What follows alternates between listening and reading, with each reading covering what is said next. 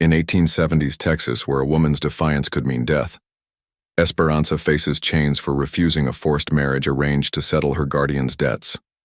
The free black herbalist who secretly aids escaped slaves now finds herself shackled to a wagon wheel as punishment, displayed like livestock for the entire town to witness.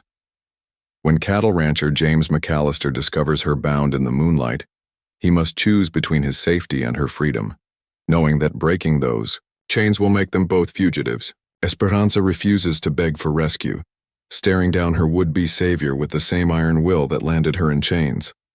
The moonlight carved shadows across the clearing. Esperanza stood chained to the wagon wheel. Her dress hung torn at the shoulder. Dirt streaked her dark skin. Her eyes held fire despite 3 days without food. James McAllister sat his horse at the edge of the trees. His rifle rested across his lap. The metal of her chains caught silver light. "I can break these chains." His voice cut through the night air. "But once I do, there's no going back for either of us." Esperanza lifted her chin. "Then you better be sure you mean it, stranger." James raised his rifle toward the chains. The crack echoed across the plains like thunder. 3 days earlier, Esperanza had ground willow bark in her small room behind Silas Morton's general store. The Cherokee woman had needed medicine for her sick child. The escaped slave required herbs to heal infected whip marks.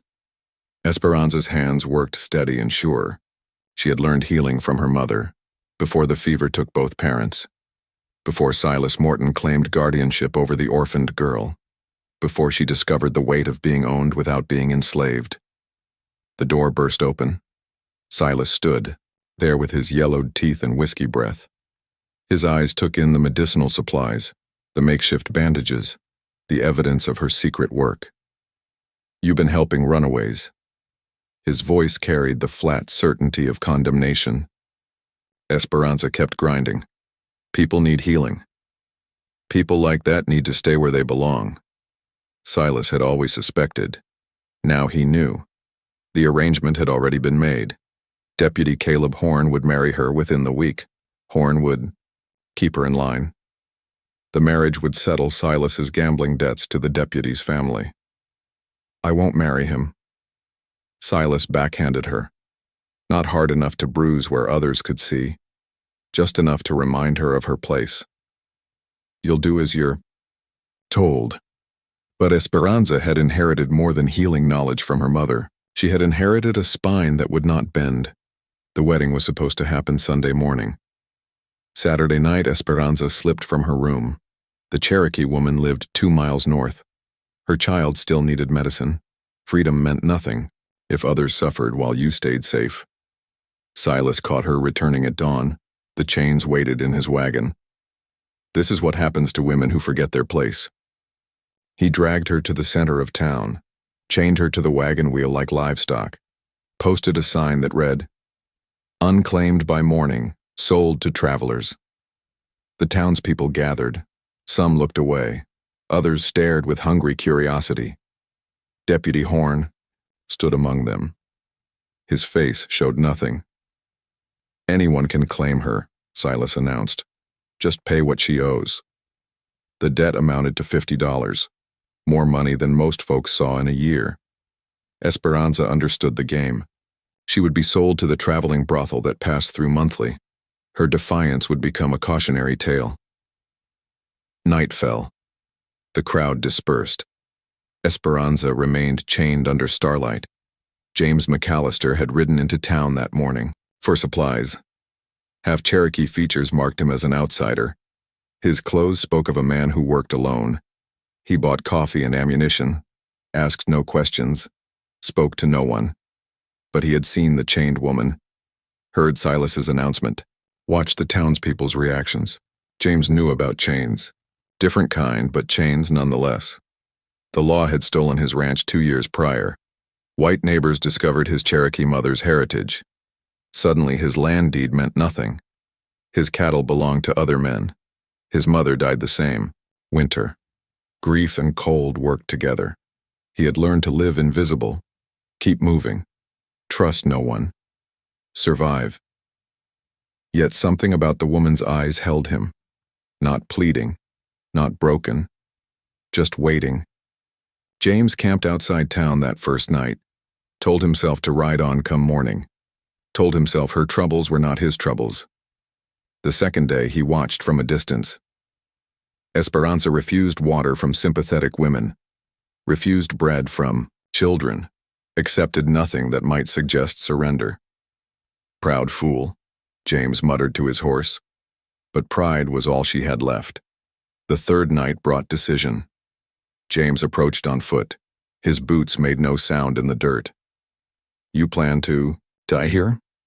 Esperanza studied his face in the moonlight. Mixed blood like her own. Scars that spoke of violence survived. Eyes that had seen too much. I plan to live free or not at all. Freedom's got a price. So does slavery. James understood. He had paid both prices, known both costs. Deputies coming back at dawn, with the travelers. Esperanza nodded. She had heard the arrangements, seen Horn counting money, watched him avoid her eyes. You got people who need you? The question surprised her. Some. They worth dying for. They're worth living for. James mounted his horse, rode back to his camp, sat by his small fire and thought about chains, about the ones that held bodies, the ones that held souls, the ones that held men back from doing what was right. Dawn approached. James rode back, to the clearing. Esperanza waited, her chin still raised, her eyes still bright with unbroken will. The rifle felt heavy in his hands. One shot would free her, make them both fugitives, change everything. James had spent 2 years avoiding change, avoiding trouble, avoiding the kind of choice that got people killed. But some choices chose you. He aimed at the chains that bound her to the wagon wheel. Esperanza watched him without speaking, without begging, without promising anything in return. The rifle cracked, metal split, chains fell away.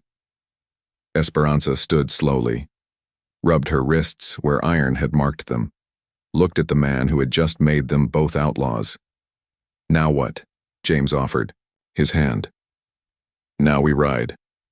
Esperanza pulled herself onto James's horse. Her hands found purchase behind the saddle. The leather was worn smooth by years of solitary travel. James spurred the horse forward. Hoofbeats drummed against packed earth. Behind them, dawn crept over the town like spilled blood. Where are we going? Away. The horse picked its way, through mesquite and scrub oak. Esperanza knew these trails, had walked them by moonlight carrying medicine to hidden camps. Her knowledge kept them off the main roads, away from pursuit. Turn north at the creek. James followed her direction, without question. The horse splashed through shallow water, left no tracks on stone. Miles passed in silence. The sun climbed higher. Sweat darkened their clothes. Esperanza's torn dress caught on thorns. She tore it free without complaint. You know this country. I know where people hide. James understood. They were both people who needed hiding, now. The canyon opened before them like a wound in the earth. Red rock walls rose on either side. Shadows provided blessed relief from the climbing heat. There's water ahead. The horse needs rest. James nodded. He had been riding hard for 3 days, planning, waiting, deciding whether to act. They dismounted at a natural spring. The horse drank deeply. James filled his canteen. Esperanza cupped water in her palms, let it run down her face. You didn't have to do that. Break your chains? Risk yourself for me. James studied her reflection in the still water. Maybe I did. She looked up, searched his face for meaning, found only the same wounded certainty she carried. You're Cherokee. Half. The other half? Irish. Both sides unwelcome most places. Esperanza understood unwelcome, had lived it her entire life, too educated for some, too dark for others, too defiant for all. Where were you taking me? Somewhere safe. Nowhere's safe for people like us. James remounted, extended his hand.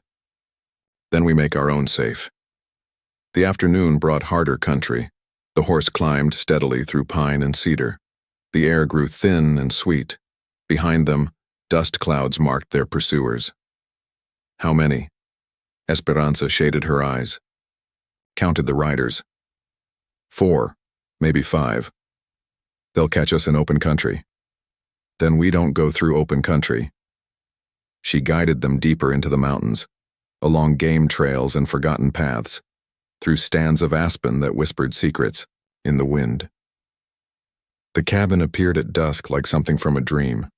Log walls chinked with mud and moss, smoke rising from a stone chimney, light glowing in oiled paper windows. James pulled up short. His hand moved to his rifle.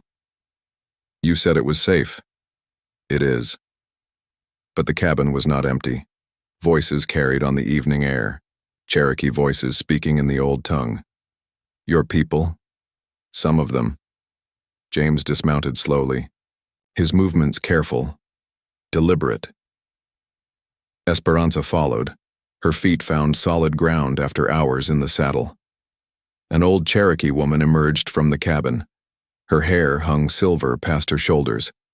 Her eyes took in James's face, recognized blood, calling to blood. You brought trouble. James nodded. Yes. How much? Enough. The woman looked at Esperanza, saw the torn dress, the marks on her wrists, the pride that would not bend. She's why. She's worth it. The old woman stepped aside. Come then. We'll see what worth means. Inside, families huddled around a central fire. Cherokee faces turned toward the newcomers. Children clung to their mothers. Men reached for hidden weapons. Easy. The old woman raised her hand. He's kin. James recognized some faces. Refugees from the ongoing removals. People who had lost everything but their lives, who carried their entire world in bundles and memories. A young Cherokee woman approached. Her child burned with fever. His small body shook despite blankets. Esperanza knelt beside them, touched the child's forehead, felt the heat that spoke of infection. I can help. She moved to her traveling bundle, retrieved herbs saved from Silas's store, ground them between stones, mixed them with water from the spring. The child's mother watched with desperate hope. James stood silent. The cabin held its breath. Esperanza lifted the cup to small lips, coaxed medicine down the child's throat, sat back to wait. Hours passed. The fever broke. The child opened clear eyes, reached for his mother with steady hands. The cabin exhaled. Relief settled like morning mist. The Cherokee woman touched Esperanza's shoulder. You are welcome here.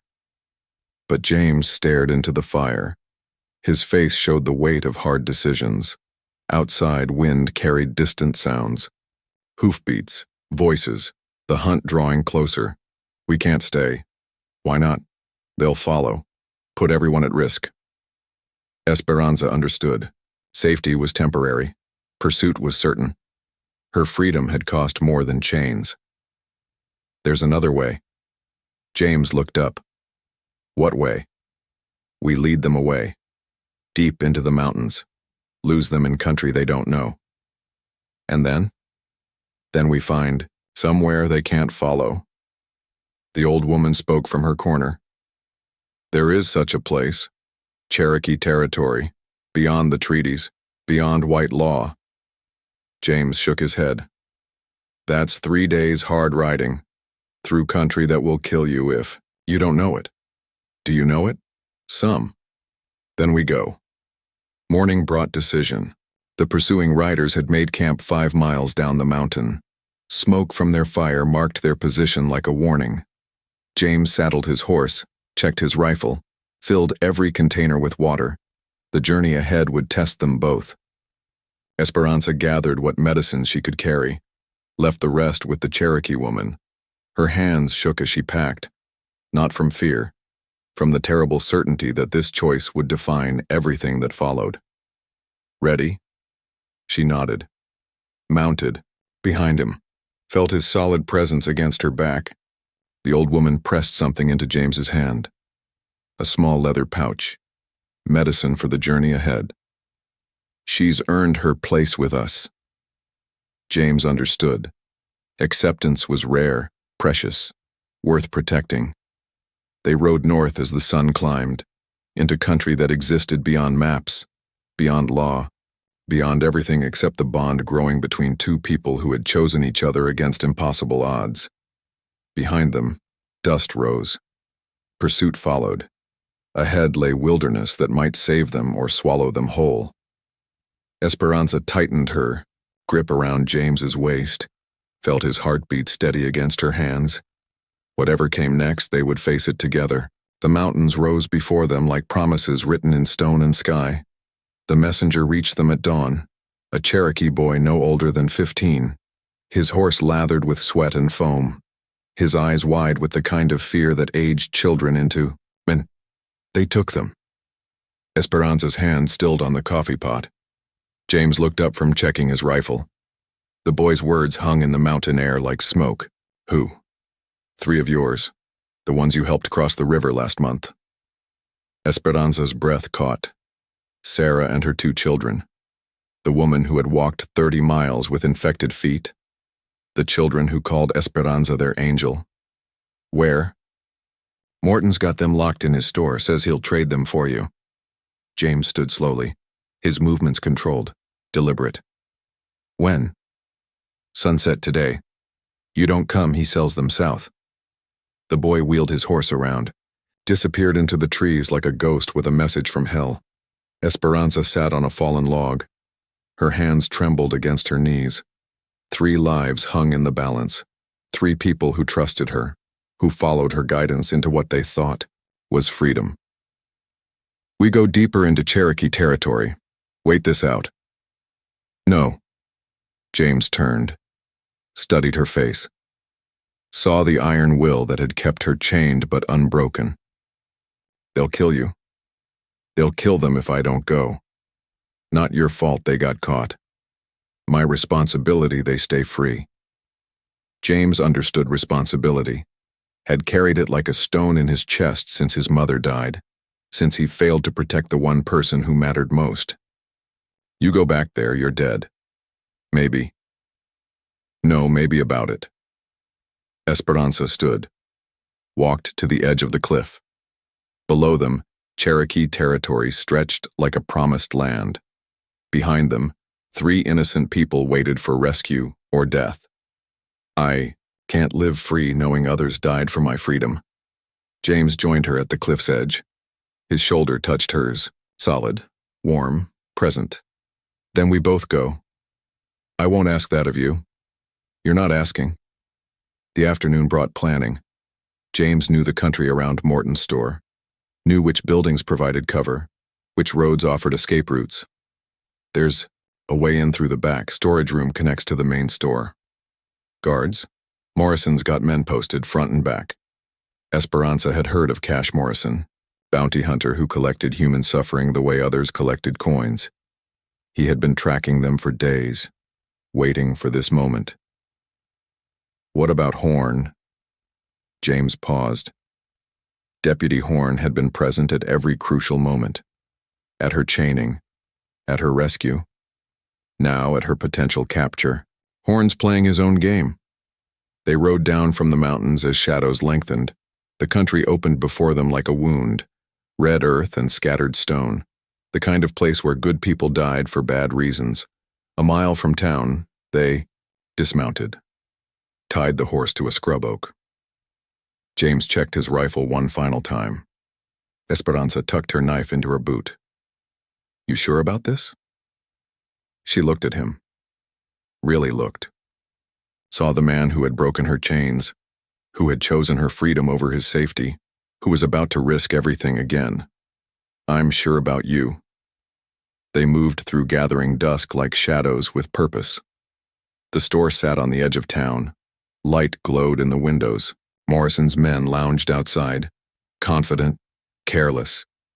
James circled to the back. Esperanza crept toward the front. The plan was simple. create distraction, get inside, free the prisoners, disappear into darkness. But Morrison stepped from the alley. His smile showed too many teeth. Expected you sooner. Behind him, more men emerged, 6 in total, all armed, all eager. Where are they? Safe. For now. Morrison gestured toward the store. Through the window, Esperanza saw Sarah and her children, tied to chairs, terrified, but alive. Here's the deal. You surrender quiet. They go free. Your word? Good as gold. Esperanza knew Morrison's word was worth nothing, but Sarah's children were worth everything. I need to see them first. Morrison nodded to his men. They parted like a curtain, allowed her passage to the store window. Sarah looked up. Recognition flared in her eyes, then horror. She shook her head frantically, trying to warn Esperanza away. Too late. The trap closed like iron jaws. Men surrounded her. Rough hands seized her arms. Morrison's laugh echoed off empty buildings. Thought you were clever. But James's rifle cracked from the darkness. One of Morrison's men spun, dropped. The others dove for cover. In the confusion, Deputy Horn appeared, his gun drawn. But instead of pointing it at the fugitives, he aimed at Morrison. Let them all go. Morrison's eyes widened. What are you doing? What I should have done months ago. Esperanza stared. Horn's face showed strain, exhaustion, the weight of playing multiple sides in a deadly game. You've been helping them. Someone had to. Morrison raised his gun toward Horn. James fired again. Morrison staggered. His shot went wide. But other guns spoke from the darkness. Cherokee warriors emerged from concealment. The old woman's sons. Come to settle accounts. The fight lasted minutes, felt like hours. When the smoke cleared, Morrison lay still. His men scattered or surrendered. Horn holstered his gun, walked to where Sarah and her children waited. Get them untied. Esperanza cut the ropes with shaking hands. Sarah grabbed her children, held them close, whispered prayers of gratitude. Why? Esperanza asked Horn. Because I got tired of being the law that protects the wrong people. James emerged from the shadows. Blood stained his shirt, a graze along his ribs. Nothing fatal. Everything hurt. We need to go, more will come. Horn nodded. I'll delay them. Give you time. Come with us. My place is here. Someone needs to write the report. Make sure the right story gets told. They loaded Sarah and her children onto horses provided by the Cherokee warriors. The night stretched ahead, full of possibility and peril. Esperanza mounted behind James one final time, felt his solid presence, his unwavering commitment to her, freedom, to the freedom of people who had no one else. Where now? North, into country where the law can't reach. Behind them, Horn stood in the doorway of Morton's store. His badge caught moonlight. Soon he would remove it, walk away from everything he had known. But tonight, he watched over their escape. A lawman who had finally chosen the right side of justice. The Cherokee warriors melted back into darkness, ghosts with rifles and ancient grievances. They had fought beside strangers, defended people who looked nothing like them. Because freedom was not a Cherokee cause or a black cause, it was a human cause, worth fighting for, worth dying for. James spurred his horse north, toward Cherokee territory, toward a place where chains were just memory and tomorrow held promise. Esperanza tightened her arms around his waist, felt his heartbeat steady against her hands. Whatever came next, they would face it together. Free people in a land that recognized no master but conscience. The mountains rose before them like promises written in stone and starlight. Cherokee territory welcomed them like a mother's arms. The land rolled green and endless. Streams cut silver paths through valleys untouched by white law. Here, ancient treaties held meaning. Here, freedom was more than a word whispered in darkness. James built their cabin where two streams met.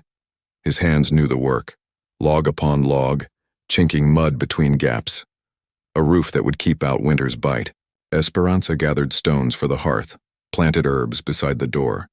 They worked without speaking of the future, without naming what grew between them. Love was a luxury neither had dared claim. Trust was harder won than gold. Sarah and her children settled a mile downstream. Other refugees followed, Cherokee families fleeing removal, escaped slaves seeking sanctuary, mixed blood outcasts who belonged nowhere else. The settlement grew like hope made manifest. Cabins dotted the valley. Gardens flourished. Children played beside the streams. Esperanza's medical knowledge saved lives. James's leadership kept them safe. But safety was always temporary, always threatened by forces beyond the mountains. The rider came on a November morning. Gray clouds hung low. The air tasted of snow and sorrow. Federal marshals are coming. James stood from splitting wood. His axe remained buried in the stump. How many? 20, maybe more, with Cherokee guides. Esperanza appeared in the cabin, doorway. Her hand rested on her swelling belly. 6 months carried the future they had built together. The child they would never see grow. They know about the settlement? They know about you. The Cherokee messenger was young, scared. His horse danced nervously beneath him. News like this killed messengers sometimes. How long? 3 days? Maybe 4 if the weather holds. James nodded, sent the boy away with thanks and silver coin, turned to face the woman who had become his world. We run again. Where? Deeper, into country even Cherokee don't know. Esperanza shook her head, touched her belly where their child grew. I can't. Not in winter. Not like this. James understood. The mountains in winter killed the strong. Pregnant women and unborn children had no chance. Then we make our stand here. Against 20 marshals? Against however many it takes. That night they lay together in their bed. Her head rested on his chest. His hand covered hers on her belly. The child moved beneath their touch, life asserting itself against approaching death. Tell me about the child. What do you want to know? Everything. What they'll look like. Who they'll become. Esperanza closed her eyes, saw the future she would not witness. Strong like their father, stubborn like their mother, free in ways we never were. James felt the child kick, a tiny fist demanding attention, demanding a future worth having. They'll need to know about us. They'll know about why we chose this. They'll understand. But understanding was cold comfort against what was coming. The marshals arrived with the first snow. 23 men in heavy coats and determined faces. Cherokee scouts who looked ashamed to be guiding them. Federal authority backed by rifles and rope. James met them at the settlement's edge, his own rifle held loose in his hands. Not threatening, not surrendering. Marshal Webb. McAllister, you know why we're here. I know you're trespassing on Cherokee land. Treaties don't protect fugitives from justice. Behind Webb, his men spread out, professional, efficient. They had done this before, would do it again. What justice? Woman refuses marriage, gets chained like an animal? Woman breaks law, faces consequences. Esperanza appeared beside James, her belly round with promise, her eyes bright with defiance. Same look she had worn chained to the wagon wheel. There she is. Webb smiled without warmth. Esperanza Morton, you're under arrest. My name is Esperanza McAllister. Webb's eyebrows rose. Married. By Cherokee law. Cherokee law doesn't count. James stepped forward. His rifle shifted slightly. Not quite aimed. Not quite harmless. Counts here. Not anymore. The settlement's other residents emerged from their cabins. Cherokee families. Escaped slaves. Mixed blood outcasts. All the people who had nowhere else to go. Children hid behind their mothers. Men reached for hidden weapons. Women clutched babies to their chests. The valley held its breath. You want her? You go through all of us. Webb counted heads, calculated odds. His men were outnumbered 2-1, but they had better weapons, better training, federal law on their side. Stand down, McAllister. Don't make this worse. James felt Esperanza's hand on his arm, felt the slight tremor that betrayed her fear. Not for herself, for their child, for the future growing inside her. James. He looked at her, saw everything they had built together, everything they stood to lose, everything their child would inherit if they chose wrong. I'll go with them. No. Our child needs a chance. Our child needs both parents. Webb grew impatient. Snow fell harder. His men shifted restlessly. Cherokee territory made them nervous. Ancient ground with much blood in the soil. Decide now. Come peaceful or we take you hard. James raised his rifle. Not at Webb. At the sky. At the injustice that followed them like wolves. At the system that would not let them live free. The shot echoed across the valley. Birds exploded from trees. Children cried. Adults reached for weapons. But James was not shooting at marshals. He was shooting at chains. At laws that made love illegal. At a world that would not bend. Webb's men fired back. The valley erupted in smoke and thunder. James spun. Fell. Blood darkened the snow beneath him. Esperanza dropped beside him. Her hands pressed against the wound. Blood seeped between her fingers like spilled wine. James. He looked up at her, saw the future in her eyes, the child they had made, the world they had tried to build. With failing strength, he pressed something into her palm, the deed to the Cherokee land, legal paper that made her owner of everything they had built. Keep them safe. His eyes closed, his breathing stopped. The man who had broken her chains lay still in the snow. Webb lowered his rifle, looked at the pregnant woman cradling her dead husband. At the settlement full of people who had no place else to go. Ma'am. Esperanza looked up. Her face showed no tears, no surrender, only the iron will that had kept her unbroken through everything. This land belongs to me now. All of you are trespassing. Webb studied the deed in her hands. Legal document signed by Cherokee authorities. Witnessed, binding under federal law. You can't stay here. Watch me. 6 months later, Esperanza stood where James had fallen. Her son slept in her arms. Dark hair like his father, strong hands like his mother. Free eyes that had never known chains. The settlement had grown. More cabins, more gardens, more children playing beside the streams. A school where Cherokee and English were taught together. A clinic where healing knew no color. Horn approached through the morning mist, no longer a deputy, just a man who had chosen the right side too late to save the one person who mattered most. You think he'd be proud? Esperanza looked out over the valley, saw Cherokee families and former slaves working side by side, saw children who would grow up free, saw the future James had died to protect. He already was. She turned toward the clinic. New arrivals waited, people seeking the same freedom she had once needed, the same hope James had offered with a rifle shot in moonlight. Her son opened his eyes, looked up at the world his parents had fought to create. A world where chains were memory and tomorrow held promise.